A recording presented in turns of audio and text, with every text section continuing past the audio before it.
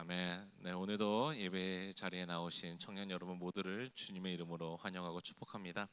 오늘은 이제 신앙의 기본기 시리즈에 계속 진행되고 있고 이 두 번째 시리즈입니다. 그렇다면 한번 물어볼게요. 첫 번째 시리즈가 무엇이었나요? 설교의 제목이 기억이 나나요? 핵심 단어가 기억이 나나요? 은혜가 일하게 하라, 힘을 빼라는 말을 저희가 나눴었죠. 먼저 우리는 사역을 하려면 우리가 하려는 욕심, 이 힘을, 나의 힘을 빼고 나의 빈 마음 안에 하나님의 은혜로 채워 넣어서 그 은혜 가운데 우리가 사역을 하는 것이 중요하다고 말씀드렸습니다. 그리고 이제 오늘 설교 제목은 멈춰야 보이는 것입니다. 여러분들에게 묻습니다. 여러분들은 혹시 산을 타다가 길을 잃어버린 적이 있으신가요? 아니면 낯선 도시, 외국에 가다가 길을 잃어본 적이 있으신가요? 길을 잃어버릴 때 보통 여러분들은, 만약에 그런 경험이 있다면 여러분들은 보통 어떻게 하셨나요? 대부분은 어떻게 하죠? 계속 움직입니다. 길이 나올 때까지. 갈 길이 어딘지를 모르는데 계속 길을 잃어버리는, 계속 우리는 끊임없이 걷는 우리의 모습을 발견하곤 하죠. 어느 길이 맞는지도 모르는데 일단 움직입니다. 그렇게 되는 순간 어떻게 되나요? 더 길을 잃어버리기 쉽죠. 희박한 확률로 길을 찾을 수는 있을 것입니다. 하지만 대부분의 경우들은 더 깊은 어둠 속으로 가게 될 것입니다. 우린 다 알지 않나요? 길을 잃었을 때 어떻게 해야 된다고. 길을 잃을 때 무작정 움직이면 안 되는 것을 우리는 다 압니다. 하지만 여러분들이 만약에 인생 가운데, 삶 가운데, 아니면 산에 타다가 낯선 도시를 가다 길을 잃어버릴 때 왜 움직이게 되시나요? 두렵기 때문이죠. 내가 움직이지 않으면 더 길을 잃어버리고 아무것도 못하는 것 같아서 두렵기 때문에 우리는 뭐라도 해야 되는 그 심정 가운데서 계속해서 그 길을, 나도 모르는 길을 걷고 다니고 있죠. 우리의 인생도 이와 같은데요. 우리 인생에, 여러분들 인생에 문제가 생기거나 여러분들 인생에 길이 보이지 않을 때 어떻게 하나요? 일단 움직이죠. 뭐라도 해보려고 합니다. 불안하면 여러분들 인생은 더 바빠지게 돼 있어요. 마음이 흔들리면 무엇이라도 붙잡으려고 끊임없이 노력합니다.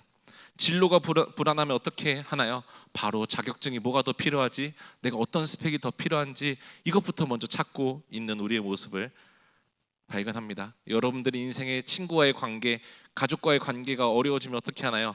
어떻게든 나의 가족의 마음을 돌리려고, 상대방의 마음을 돌리려고 부단히 애를 쓰죠. 더 초조해지면서 오히려 이런 상황 가운데서 그 관계가 여유가 없기 때문에, 더 불안하기 때문에 관계가 악화되는 경우도 보곤 합니다. 특히 교회에서는 어떻게 될까요? 수많은 교회들이 있다고 했죠.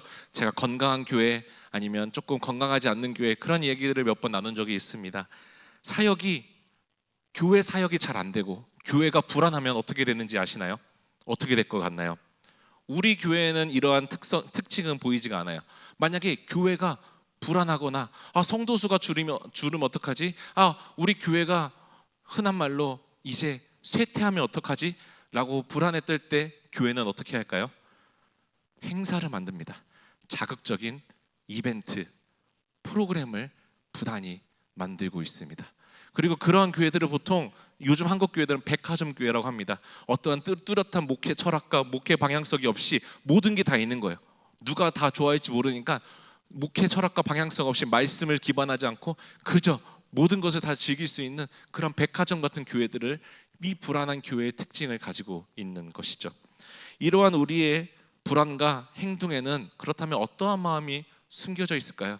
우리는 어떠한 마음 때문에 이 불안에 떨고 이 인생의 길 가운데 걸어가고 있나요? 우리는 기도한다고 말하지만, 하나님을 의지한다고 말하지만 이미 나의 마음속에, 내 머릿속에는 계산이 다 끝나 있는 경우를 많이 보곤 합니다. 하나님보다 내 방법을, 내 계산은 더 믿는 나의 모습을 발견하죠. 내가 움직이지 않으면 아무것도 일어나지 않을 거라고 생각합니다. 내가 뭐라도 붙잡지 않으면 무기력해 보이고 무가치해 보일 거라고 불안에 떨고 있죠. 그래서 우리는 멈추지 못합니다. 멈추는 순간 내가 이 공동체에서, 이 세상에서, 내가 속한 모든 곳에서 쓸모없어질까 봐 우리는 계속해서 부단히 뭐라고 하려고 노력하고 있는 것이죠. 사랑하는 청년 여러분, 여러분들이 부지런하기 때문에 열심히 사는 것이 아닙니다. 바쁘게 사는 것이 아닙니다. 우리 마음 깊은 속에 그 두려움이 있기 때문에 불안에 떨면서 바쁘게 살아가는 것일 수도 있습니다. 내가 뭐라도 하지 않으면 아무도 나를 안 찾을 것 같은, 세상도 나를 안 쓸 것 같은 그러한 불안감 속에 있는 것이죠. 오늘 본문에 나오는 이스라엘 백성들도 딱 이러한 상황 중에 있었는데요. 이스라엘 백성들은 몇 년 동안 애굽에서 살았나요? 약 430년 동안 살았습니다.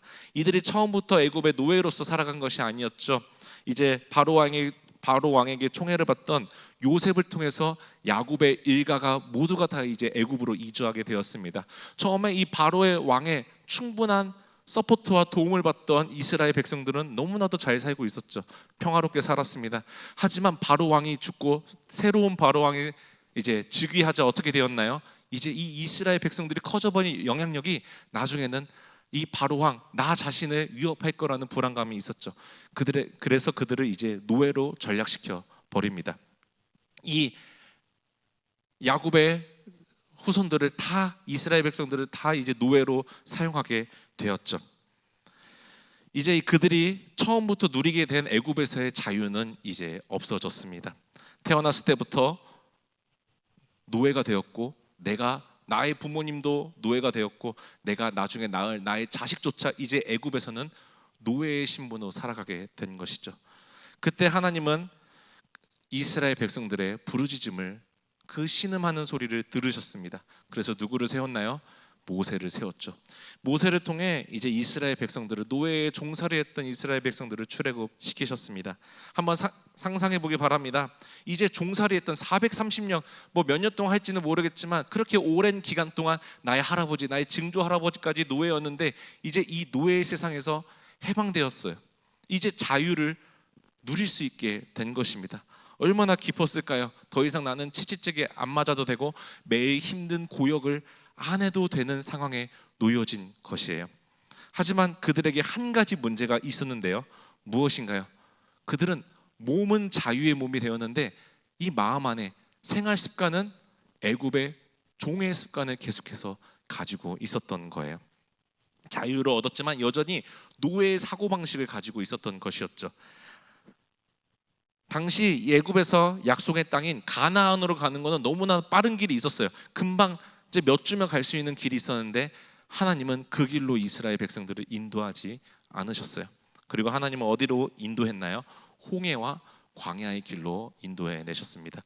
우리 다 함께 출애굽기 14장 2절에서부터 3절까지의 말씀 함께 읽도록 하겠습니다. 함께 읽겠습니다. 이스라엘 자손에게 명령하여 돌이켜 바다와 믹돌 사이에 바히로납 곧 바하스볼 맞은편 바닷가에 장막을 치게 하라. 바로가 이스라엘 자손에 대하여 말하기를 그들이 그 땅에서 멀리 떠나 광야에 갇힌 바 되었다 하리라. 아멘. 하나님은 이제 이스라엘 백성들을 출애굽시켜서 바닷가 앞에 장막을 치게 했습니다. 오늘도 이 장막이 친 장소가 어디인지는 정확하게 알지는 못해요. 하지만 한 가지 분명한 것은 그들은 되게 생활하기 어려운 곳에, 힘든 곳에, 그리고 적에게 노출되기 쉬운 곳에 장막을 쳤다는 사실이었습니다. 앞에는 그 바닷가 홍해가 있었고 뒤에는 무엇이 있었을까요?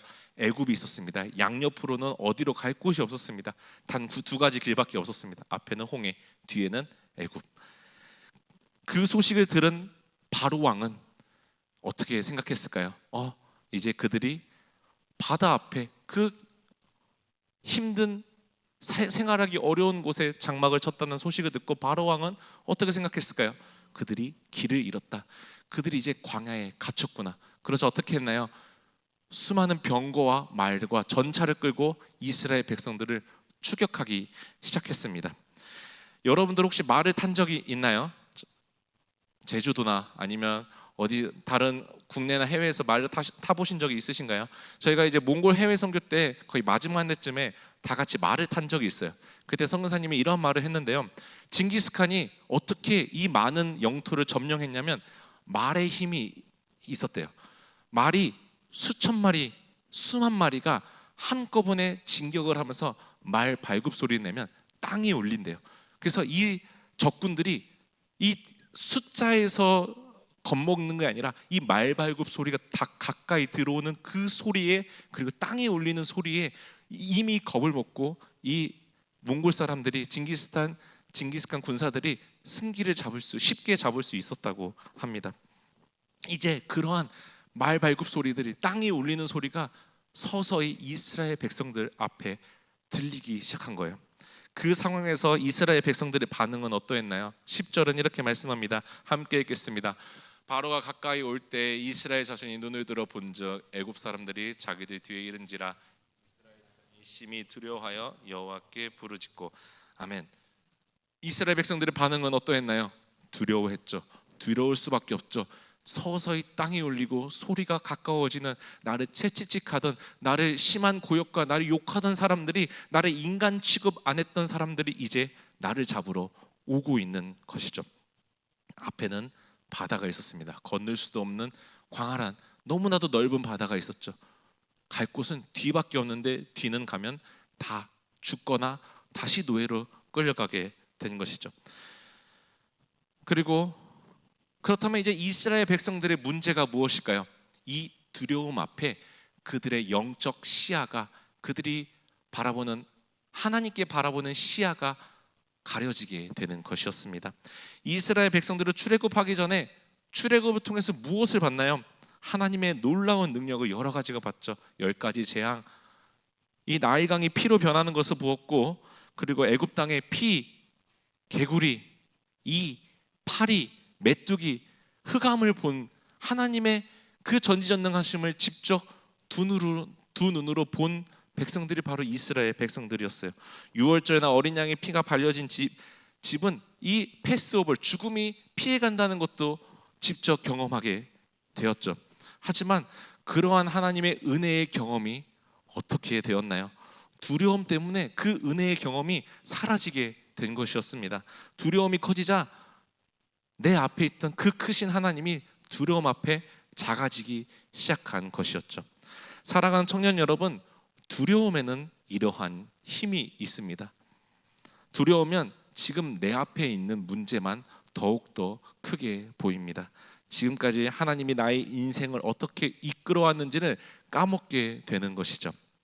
이제 그 하나님의 전지전능하심과 은혜가 두려움 앞에서 가려지게 되는 것이죠. 지금까지 우리가 살아온 것도 다 은혜입니다.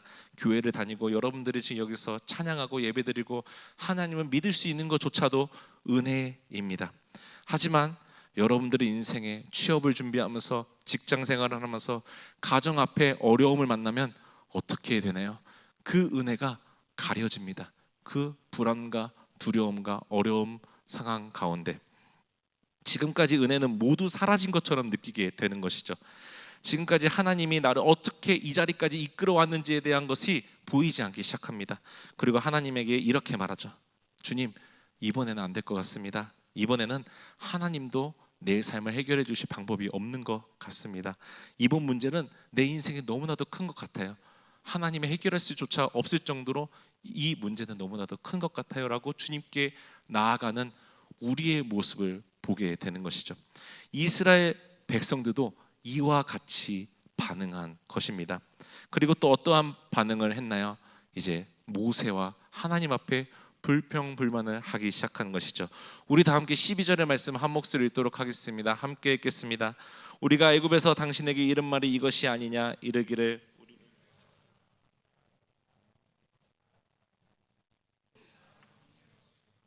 죽는 것보다 낫겠노라. 아멘. 이스라엘 백성들은 어떻게 반응하기 시작했나요? 우리가 차라리 애굽에 있었더라면 더 나았을 것이다. 왜 우리는 애굽에서 잘 살고 있었는데 우리를 왜 출애굽시켜서 이 개고생을 하게 만드냐, 이 죽을 위기에 처하게 만드냐라고 모세에게 불평불만을 하게 된 것이죠. 여러분들에게 묻습니다. 이스라엘 백성들이 정말로 모세에게 불평불만한 건가요?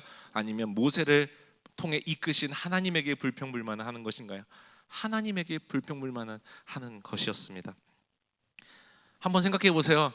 이 애굽 사람들의 이 출애굽한 이스라엘 사람들의 반응이 너무나도 웃기지 않나요? 애굽은 어떠한 곳이었나요? 그들에게 억압하고 책짓질하고 그렇게 괴롭혔던 곳이었는데 이제 내 삶에 두려움과 위기를 만나자 어떻게 반응하게 되었나요? 애굽이 더 좋아 보이기 시작한 것이었습니다. 왜 그런가요? 노예 생활은 익숙했지만 이미 나의 선조 때부터 익숙한 일이었기 때문에 힘들었지만 할만했던 일이 바로 애굽에서의 종살이였기 때문입니다. 출애굽에서 얻은 자유는 은혜이지만 이 사람들에게는 아직 이 은혜가 익숙하지 않았던 것이에요. 이들이 이제 신분이 바뀌게 된 거예요. 애굽의 종살이에서 종에서 애굽의 종에 입던 옷에서 하나님의 자녀로서 입은 옷을 입었는데 너무나 이 옷이 불편한 거예요. 왜요? 이러한 옷을 처음 입어봤으니까, 이러한 느낌을 처음 받아봤으니까 나는 그냥 이 후줄근하고 누더기 같은 옷이 너무나도 편했는데, 씻는 것도 귀찮아서 씻지 않았는데, 이제 하나님의 자녀가 되니까 이 불편한 하나님의 자녀로서의 생활 습관이 이제 생기게 된 것이죠. 광야에서의 삶은 예측이 불가능하지만 애굽에서의 삶은 예측 가능했습니다. 왜 그런가요? 그들은 매일 노동을 했기 때문이에요. 고역을 했기 때문에. 노예로서의 삶은 예측 가능하고 똑같이 힘들었기 때문에 이들은 애굽에서의 삶이 더욱더 편했던 것이었죠. 이미 그들 안에 이 노예 근성이 생기게 된 것입니다. 여러분들 어떠한가요? 우리는 이스라엘 백성들과 다른 삶을 이 땅에서 살아가고 계신가요? 여전히 우리는 세상에 종노릇하고 있었을 때의 기억을 추억하고 있지는 않으시나요? 하나님이 여러분 또한 죄에서 구원해 주셨습니다. 은혜로 죄의 노예에서 이제 주님의 자녀로 부르셔서 우리는 이제 이 광야의 길을 걷게 된 것이죠. 하지만 신앙생활을 하다가 여러분들 인생 가운데 어려움을 만나면 어떻게 반응하게 되나요? 옛 삶이 더 편해 보일 때가 있어 보입니다. 예수 믿지 않을 때는 이런 고민을 하지 않았을 텐데, 내가 교회에서 사역하지 않았더라면 이러한 스트레스를 받지 않았을 텐데, 내가 해외 선교, 국내 선교를 오지 않았으면 지금 이 따뜻한 물과 좀 편안한 곳에서 지금 쉬고 있었을 텐데, 이 돈이면 내가 호캉스를 하고 친구들과 더 좋은 자유 여행을 갔을 텐데, 내가 선택해서 내가 결단해서 왔지만 또 나는 이 세상의 기준에서 옛 삶을 추억하면서 살아가는 우리의 모습을 발견하곤 합니다. 사랑하는 청년 여러분, 특히 이 청년 시기에는 여러분들의 인생의 앞은 더 예측 불가능할 것입니다. 더 앞이 안 보이게 될 것이죠. 열심히 준비해도 여러분들의 취업의 문은 쉽게 열리지 않을 수 있습니다. 하나님께 간절히 기도했는데도 여러분들의 놓여 있는 문제와 관계의 문제 또한도 쉽사리 해결되지 않을 수 있습니다.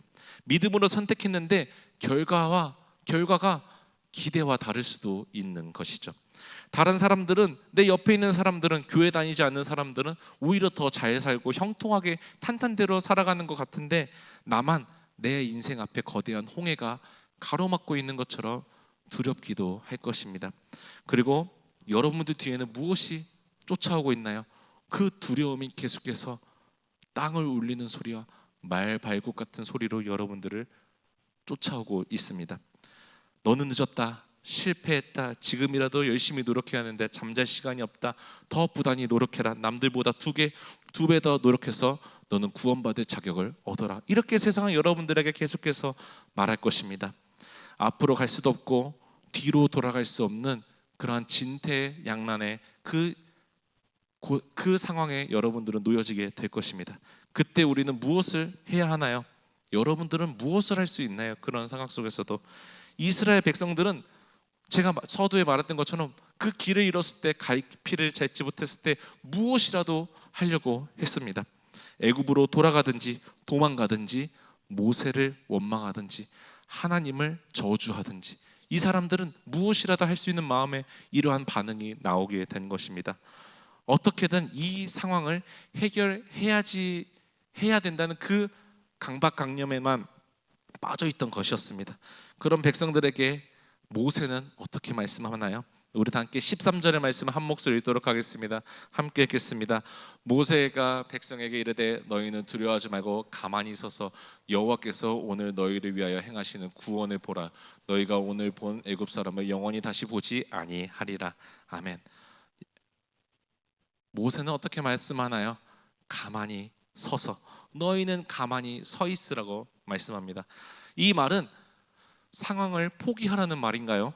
책임을 버리고 아무것도 하지 말라는 뜻인가요? 아니죠. 이스라엘 백성은 자신의 노력으로 출애굽한 것이 아닙니다. 오직 주님의 은혜로 구원을 얻어서 지금 이 홍해 앞에 서게 된 것이죠. 그러나 그들은 어떻게 지금 반응하고 있나요? 아직도 자기 힘으로 해결할 수 있는 자기 힘으로 이 해결할 수도 없는 구원의 문제를 맞이하고 있는 것이죠. 내가 이 출애굽에 어떻게든 나의 노력이 들어가려고 부단히 노력하고 있는 것이죠. 아직도 이 이스라엘 백성들의 삶의 주인은 나 자신인 것이십니다. 사랑하는 청년 여러분, 여러분들에게 묻습니다. 여러분들 힘으로 정말로 이 두려움을 이길 수 있으신가요? 없앨 수 있으신가요? 여러분들 앞에 있는 그 거대한 바다를 스스로 가를 수 있으신가요? 우리의 힘으로는 그 어떠한 것도 할 수 없습니다. 왜 그런가요? 지금 여러분이 이 자리까지 온 것조차도 여러분들의 노력으로 온 것이 아니기 때문입니다. 하나님이 여러분들을 부르셔서 하나님은 여러분을 죄에서 출애굽시키셔서 지금 이 자리에 서게 만드셨기 때문에 이 모든 주권은 하나님께 있는 것이죠. 우리의 힘으로는 그 어떠한 것도 할 수 없습니다. 그런 우리에게 하나님은 어떻게 말씀하시나요? 너희는 두려워하지 말고 가만히 서서. 이 말은 어떠한 의미인가요? 너희 자신을 구원하려는 일을 멈춰라. 이것이 신앙의 두 번째 기본기입니다. 이것이 오늘 본문에서 말하는 멈춤입니다. 신앙에서 멈춘다는 것은 아무것도 하지 않는다는 것이 아닙니다. 그러면 무엇인가요? 내가 하나님이 되려고 하는 일을 멈추는 것입니다. 내가 내 인생의 구원자가 되려는 시도를 멈추는 것이죠. 내가 내 힘으로 홍해를 가르고 내가 내 힘으로 출애굽하려는 노력을 멈추는 것입니다. 내가 내 모든 문제를 해결할 수 있다는 교만을 내려놓는 것이죠. 사랑하는 청년 여러분, 우리는 살아가면서 자꾸만 하나님이 해야 하는 일까지 내가 해야 한다고 여길 때가 많습니다. 사람을 변화시키는 것도 내가 해야 된다. 교회를 더 하나님 앞에 나아가는 것도 내가 노력해서 해야 된다. 교회의 성장도 부흥도 회복도 내가 해야 된다는 생각을 가지고 있죠. 그런 마음 때문에 여러분들은 교회에서조차도 멈출 수가 없는 것입니다. 내가 멈추면 모든 것이 무너질 것 같기 때문에, 내가 멈추면 아무것도 안 될 것 같은 두려움에 휩싸이기 때문에, 내가 멈추면 교회에서 나를 아무도 써주지 않을 것 같은 그런 불안함 때문에 우리는 계속 멈추지 못하고 끊임없이 무언가를 손에 쥐면서 살아가려는 모습을 봅니다. 그런 모습을 본 모세는 어떻게 말씀하나요? 14절은 이렇게 말합니다. 14절 함께 읽겠습니다. 여호와께서 너희를 위하여 싸우리니 너희는 가만히 있을지니라. 아멘. 누가 구원을 행하나요? 이스라엘이 아닙니다. 모세도 아닙니다. 오직 하나님 한 분만이십니다. 14절에서 중요한 표현이 무엇인지 아시나요? 바로 여호와께서 너희를 위하여. 저 너희를 위하여라는 단어입니다. 하나님이 우리를 위해 싸우시는 것입니다. 우리가 홍해를 가르는 것이 아니죠. 하나님이 우리를 위해 홍해를 가르시고 우리의 인생의 웨이메이커, 길을 만드시는 분이 되어주시는 것입니다. 우리가 그러면 해야 할 일은 무엇인가요? 가만히 서서 멈춰서 나의 생각을 보류하고 나의 판단을 보류하고 나의 계획을 보류하고 하나님의 행하시는 구원을 바라보는 것입니다. 사랑하는 청년 여러분, 하나님은 이스라엘 백성들에게 편한 길로 인도해 줄 수가 있었어요. 약속의 땅인 가나안으로 쉽게 갈 수 있는 그 지름길로 인도해 줄 수 있었죠. 하지만 왜 굳이 하나님은 홍해 앞까지 그 길이 보이지 않는 곳에 그들을 인도해 내셨을까요? 그곳에서만 볼 수 있는 것이 있기 때문입니다. 그곳에서만 느낄 수 있는 하나님의 메시지가 있기 때문입니다. 내 인생에 고난이 있어야지만, 막다른 길이 있어야지만, 낭떠러지를 경험해야지만 느낄 수 있는 하나님의 메시지가 있기 때문입니다. 만약 이스라엘 백성들이 쉽게 홍해에서 길을 찾았으면 어떻게 되었을까요? 하나님이 행한 출애굽을 나의 노력으로 했다고 여기게 될 것입니다. 하나님이 행한 구원에 내 공로가 있다고 여기게 될 것입니다. 그리고 나의 노력으로 나는 구원받을 자격이 있다는 사람으로 여기게 되었을 것입니다. 더욱더 내 인생의 주인은 나 자신이 될 거고, 하나님이 일할 그 공간을 마련해 놓지 않고 계속해서 끊임없이 세상 가운데 고군분투하면서 놓지 못하고 멈추지 못하고 살아갔을 것입니다. 거기에는, 그 삶 가운데서는 그 어떠한 곳에도 하나님의 은혜는 없을 것입니다. 그러나 홍해 앞에서는 어떠한가요? 누구도 자기 능력을 자랑할 수 없는 곳입니다. 길이 없는 곳에서 하나님이 길을 여신 것이죠. 그리고 이스라엘이 멈추자 무엇이 보였나요? 하나님의 구원의 은혜가 보인 것입니다. 멈추자 지금까지 하나님이 나를 어떻게 구원해 내셨는지가 보인 것입니다. 사랑하는 청년 여러분, 우리도 멈춰야지만 보이는 것이 있습니다. 우리가 계속 움직이면 나의 계획과 나의 욕심과 나의 욕망만 보이게 될 것입니다. 그러나 멈추면 하나님의 인도하심이 보일 것입니다. 내가 멈추면 지금까지 나를 붙들고 나를 여기까지 인도해 내신 하나님의 손길이 보이게 될 것입니다. 우리가 멈추지 못하면 우리가 하나님의 그 일을 감당하면서도, 사역하면서도 하나님을 놓칠 수가 있습니다. 빨리 잘못된 길을 가는 것보다 멈춰서 천천히 옳은 방향으로 하나님이 인도해 내시는 그 길로 가는 것이 더 정확한 길일 수도 있습니다. 사랑하는 청년 여러분, 오늘 본문을 통해 하나님은 우리에게 아무것도 준비하지 말라는 의미가 아닙니다. 공부하거나 취준하기 위해서는 최선을 다해야 합니다. 맡겨진 일을 성실하게 감당해야 되죠. 기도하면서 내 계획을 철저하게, 내 인생 플랜을 세워야 되는 것도 맞습니다. 오늘 본문에서도 이스라엘 백성들에게 가만히 서 있기만 하라고 한 것이 아닙니다. 15절에서는 이렇게 말씀합니다. 함께 읽겠습니다. 여호와께서 모세에게 이르시되 너는 어찌하여 내게 부르짖느냐, 이스라엘 자손에게 명령하여 앞으로 나아가게 하고. 하나님은 멈춘 후에 이제 백성들에게, 이스라엘 백성들에게 뭐라고 말씀하나요? 너희는 이제 나아가라. 그렇다면 오늘 본문이 주는 메시지는 무엇인가요?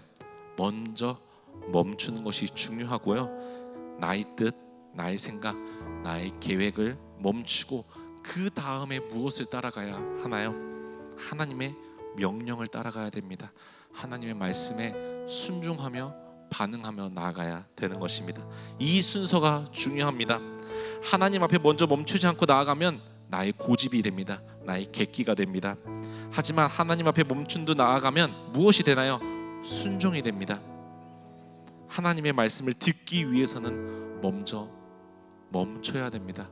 멈추기 전에 무엇을 해야 되나요? 여러분들 몸에 있는 욕심, 욕망을 빼야 되죠. 힘을 빼고 하나님의 그 은혜가 일할 자리를 마련해 두고 그 다음에 멈춰야 됩니다. 이것이 신앙의 두 번째 기본기입니다.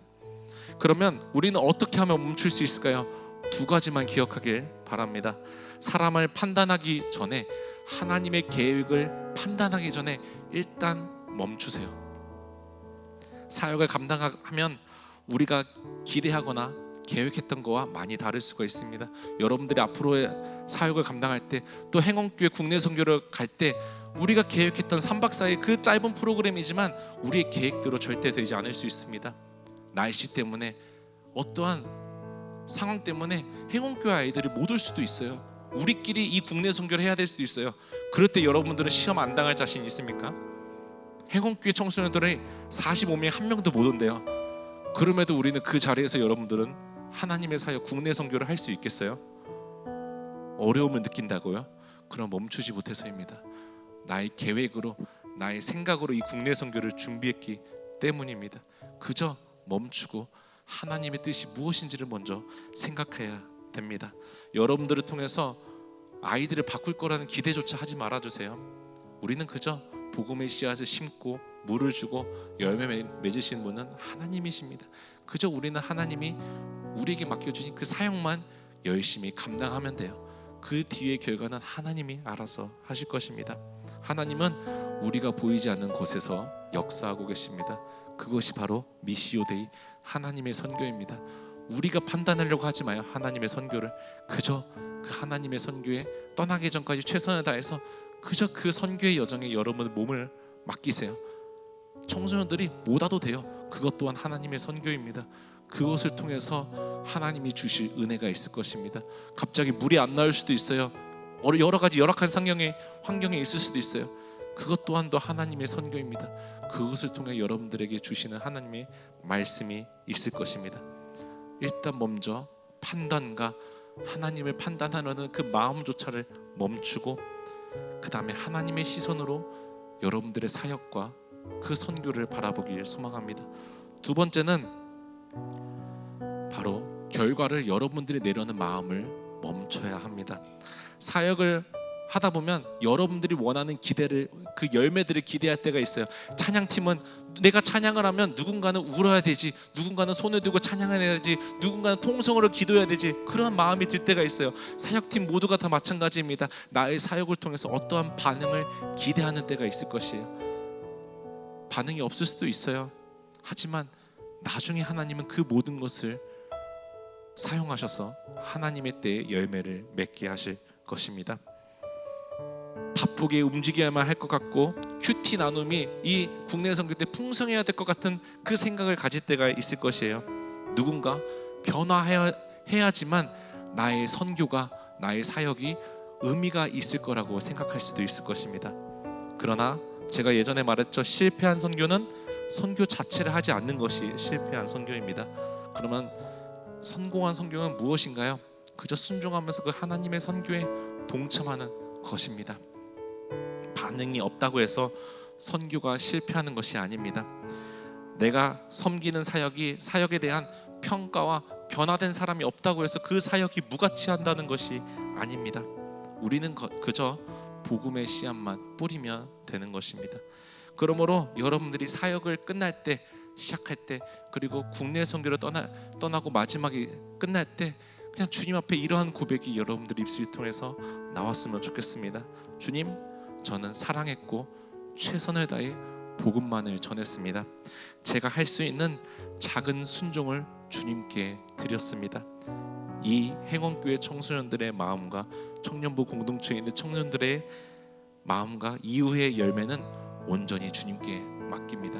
이것이 그 하나님의 사역을 감당하는 거고, 이것이 하나님의 선교에 동참하는 것입니다.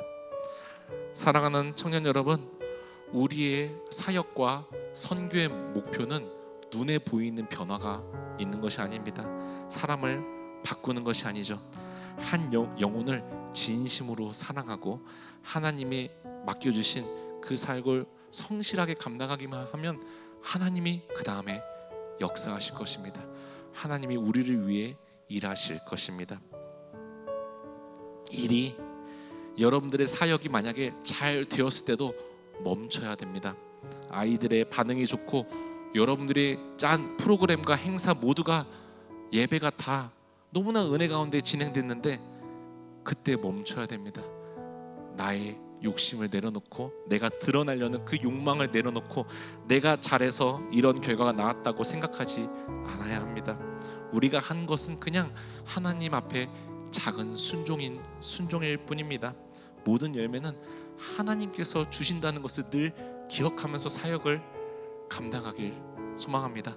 반대로 여러분들의 사역이 잘 되지 않은 것처럼 보일 때도 멈춰야 합니다.